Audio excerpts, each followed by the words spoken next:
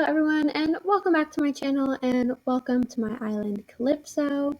I'm going to be doing my island tour today, but before we get started, I am new here to YouTube and I plan on doing a bunch of Animal Crossing content. So if you like the idea, the thought of that, go ahead and press that subscribe button so you can come along and watch me make all the Animal Crossing content.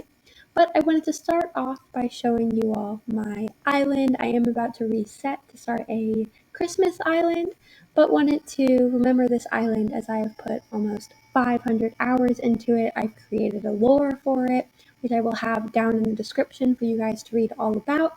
The only thing that I want to say about the lore is to keep an eye out for 10 hidden lily of the valleys. And so here is my map. Here are my island residents. We have me, Sezzy, my boyfriend Core, Puddles, Julian, Marcy, Meringue, Mitzi, Bluebear, Lolly, Whitney, Pate, and Norma. And of course, the dream address is right there at the bottom of the screen. So if you guys want to come along on this dream tour with me, on this island tour with me, go ahead, pause the video, get your Switch out, and join in on me. And I will see you when you're awake. And when you wake up, you will be waking up on the resident services. So we're just gonna slowly make our way out of the resident service, down here across this bridge, and all the way to our island airport, where we begin our tour. And we walk on to this very water-filled island, an overgrown fairy island, if you will. That is actually the theme of this island. The theme of my island, Calypso, is an overgrown fairy island. It's a part of the lore that this idea of the island being overgrown is what keeps the fairies or the villagers sort of in love with this island. It's what keeps them here. There's so much more to it, but I'm not going to get into it. I could talk about it for way too long. So just go down and read the comments if you want to see more of it. But so here is Julian's house. This build was actually the inspiration for the island, along with the little ravine back there that I built, that we'll see a little bit more of later. But all the flowers, I really wanted to give him a garden, and the garden ended up, I fell in love with it and ended up wanting to do it for the whole island. So I created this overgrown sort of fairy island. So go ahead and come back around here, and we'll take this second sort of canal all the way up, where we walk through fairies. We walk through flowers and weeds, and we start to see that we're moving towards the museum. We've got some museum items sort of spread out around here, along with some fairy items, and just this little flamingo. His name is Bob. Very iconic. But so now we are at the museum. I wanted to keep it very simple. I didn't want to do a lot for it, so I just did some terraforming around it. I let it lead, sort of the water area leads out from the canal that I built back there, which I'm so excited for you guys to see. It's one of my all-time favorite builds of this island. So we're going to go ahead and come back up here, and then we'll make our way to Puddles' house and Puddles Beach. Puddles Beach is the only sort of villager beach here on the island. All the other beaches are sort of open to the public. They're for everyone and anyone that wants to come, whereas Puddles Puddles Beach is for her and her friends when she wants to have them over, when they want to come and hang out and chill. Of course, I had to add that overgrown aspect to it, along with having all the celestial items to make it a little fairy core. And then if we walk up here, it just kind of takes you back to that canal that leads to Julian's house and the museum. But if we take the canal this way, we then lead into Marcy's house, where she has this really pretty pond and waterfall, and she also is the laundry service. She holds a laundromat above her house that kind of leads into the waterfall. So go ahead and show you that over here. A little tip: if you're running through my island and you ever see a gnome, that means there's like a little secret build, or there is something a nice little viewpoint that you all might want to take a look at. So here's a view of the canal leading to the museum, along with a little view of Marcy's laundromat. We'll go ahead and come right back down, and when we walk down, we have entered the campgrounds of Calypso. So I wanted to make a beach campground. I wanted to make the whole beach, the whole campground, and I really love the way it turned out. Of course, I had to bring in one of the tents from the original beginning parts of the island. So I just gave my boyfriend a little tent here. Please ignore the cockroach. I did just time travel into April so that we could get the cherry blossoms for this fairy core island. So we'll go ahead and keep walking through the campgrounds and campsites. There are so many campgrounds and camping tents for you to look at. There's so much detail put into each and every tent. I tried to give every tent their own little personality. And then over here, it's just a little ice cream stand for those camping or the villagers or the fairies on this island to come and enjoy. And then, of course, we just keep on going through even more of the campground, more tents. And over here, I did do a camper van, which I know there is technically supposed to be a stall behind it, which I did not do, but that's okay because I still enjoy the way it looks. And in the end, it's about me enjoying it. So hopefully you enjoyed it too. Here is another little campground on my peninsula. Instead of course, just more tents, more personality for those staying in the tents. We'll go ahead and make our way up to Nook's Cranny, but of course there is also a gnome here. This is not only a really cool view of what's behind the museum, but it also is a really cool perspective view. If you come with a new camera, there's a new tilt thing that you can do. So if you just slide to this angle, so the one right before you go all the way up, you can tilt and you get to get like this mailbox view, and it gives us a really pretty view of the canal, which I just absolutely love. The canal, like I said, is one of my favorite builds, but you can't really get down into it, so you don't get to enjoy it that much. So go play around with that view, see if you notice anything down there. And then now we'll get into Nook's Cranny.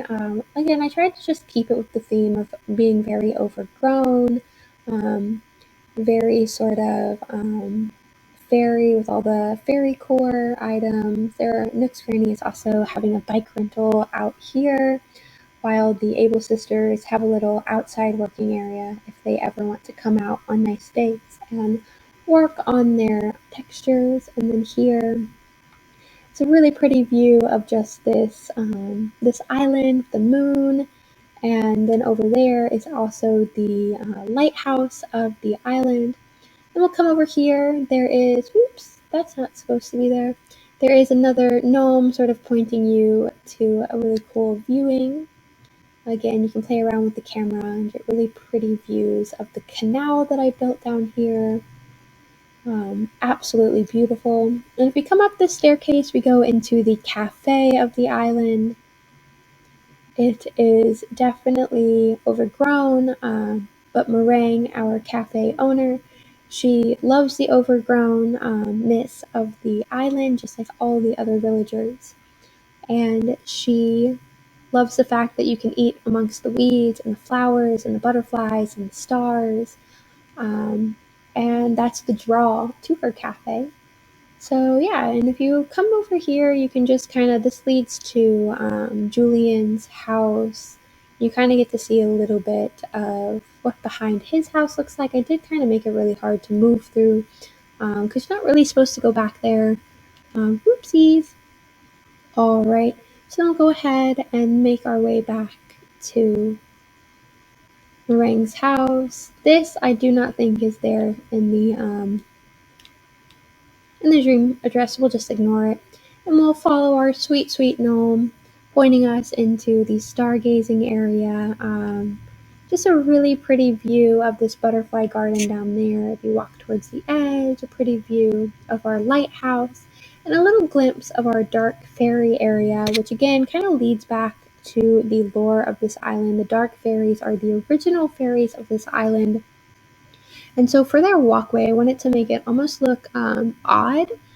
Typically, you wouldn't see butterflies unless there are a lot of flowers, but I wanted to sort of allure or allude to this idea that something is kind of off, something's going on that shouldn't be going on in this area of the island. But so it alludes to like something's going on, something's not right. And then you get into the dark forest, the dark fairies. So this part of the island doesn't include a lot of fairy core items. It simply just includes a lot of dark butterflies, dark flowers. There are so many tree branches. Sorry guys, I time traveled wrong right before starting this video, but I didn't for the dream address. So all of these pickups that I'm having to do, hopefully they aren't actually in the video or in the dream address. But so these are our dark fairies. It's Mitzi and Lolly, and they are the ones sort of keeping the lore going, keeping the secrets of this island hidden from the other fairies and villagers. So yeah, there's not really much to the dark fairy forest, just because I didn't want to make it too intricate, because that's the whole point of the other parts of the island, whereas this is just a part that's supposed to be mystical and not somewhere that many of the other fairies and villagers go. Then we come down to Bluebear. Bluebear is the only one that's sort of beaten the lore. And she's working on decluttering up the island. She's working on categorizing all of the flowers. She has found all 10 of the um, all 10 of the lily of the valleys, and she has beaten the lore, and she is able to leave the island whenever she wants, but she chooses not to because she loves the island and her other fairy villagers so much that she wants to help them sort of beat the lore as well. We come over here just to this sort of cafe little library. Then we come down to our beaches, the other side of the beaches, which are just public beaches. They're just for anyone to come and have a picnic, to come and have a tan, just to come and have a good day. We have some libraries, and we have one of my favorite little spots on the island for a view. If you come into the camera and you pull up the handheld camera, you get this really cool perspective view of these trees and the stars, which I just find absolutely beautiful. But anyways, we'll get back into the tour. We have a little place where you can just like wash off, or if you come down here, there's a place where you can have a birthday party or just have a big group of people to come and eat dinner or lunch with. And then now we are coming into Norma's house. Norma is my all-time favorite villager. I really don't know how I'm going to squeeze her into my Christmas island theme, but I'm going to try because I want her to be on all of my islands. But Norma is the owner of a little internet cafe, so she allows people to come and use her private beach as a public beach just to come and study, to use her beach to just get things done while still being out in nature and enjoying everything there is to enjoy about the island. So we'll go ahead and come back up, get another little view of Norma's house and her flowers, and then right across from Norma's house is just a little crescent moon. So I did make this crescent moon shape. It is rather crowded, so you can only really walk through the paths area, and that is it really. There's another little picnic area here and here, along with the swing over there. But really, it's just an entranceway into the land bridge that leads to my home. I'm not going to be touring my home in this video, so if you want to give it a look, go ahead, pause the video, go walk in. I have a family room, I have a bathroom, a kitchen, a living room, and then the back room is actually a little backyard beach theme that I did. It's supposed to be like a backyard on the beach. So hopefully you guys get that. And then, so if you did tour my house, I hope you enjoyed it. And we're gonna go on and continue what's behind my house. It's a little rock garden, more like a rock walk. So there's just a bunch of rocks sort of walking you through. You get a little sneak peek of this secret build that I did back here. And just a bunch of butterflies and stars and flowers and weeds. And of course, another gnome leading you to a little secret build over here that just gives you a sneak peek of Pate's house, which is also a secret part that no gnome points you to. So you wouldn't know it's back there or how to get back there if you weren't watching this video. Then we come to Whitney's house. She is our little gardener. So she is trying to garden, but of course, because of the island, everything is overgrown, and there's no way to beat the overgrownness unless you have found all 10 lily of the valleys, which Whitney has not. So her garden is overgrown. Her potatoes and mushrooms are not doing very well. But anyway, so now we'll go down into my other favorite build of this island, which is my mush walk. I absolutely love this build. It didn't take that long, but it definitely took a lot of days so that I could get all of these mushrooms. And if you actually take this little path right here, it'll lead to an extension of this mush walk down on the beach. And this part of the mush walk will actually lead you all the way back to right where you left off, sort of winding you around all the way through the beach. And then back to where we started. So we walked onto the beach through here, and we just came up through right here. And then we're just gonna squeeze our way through the rest. Of course, there is another gnome. I will let you all know that I completely forgot to decorate those two little islands up here. I really kind of am mad at myself for that, but it is okay. It is what it is, you know? But so this is a little painting area for the villagers to come and enjoy. And then if I can get down here, there we go. We will make our way all the way back to the resident services. And then if we squeeze past Leaf here, we go past these trees into the trees. We will walk into the secret build that is Pate's little moon walk that leads up to the trees of life. So there are 3 really big, massive trees. Obviously, it is a perspective build, so you kind of have to go in front of each tree at just the right angle to kind of see that they're supposed to resemble really, really big trees. And you get a little glimpse of the second moon of the island. And yeah, so that is my island.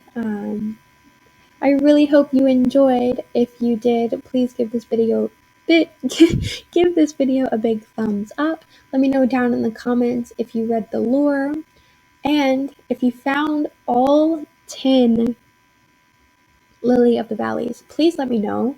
Maybe take a picture with them, show them off, know that you beat the lore. And yeah, thank you all again so much for watching, and I will see you all in the next video of me restarting my island to start up my Christmas island. But until then, have a lovely rest of your day. Have a lovely rest of your week. And yeah, see you later. Bye.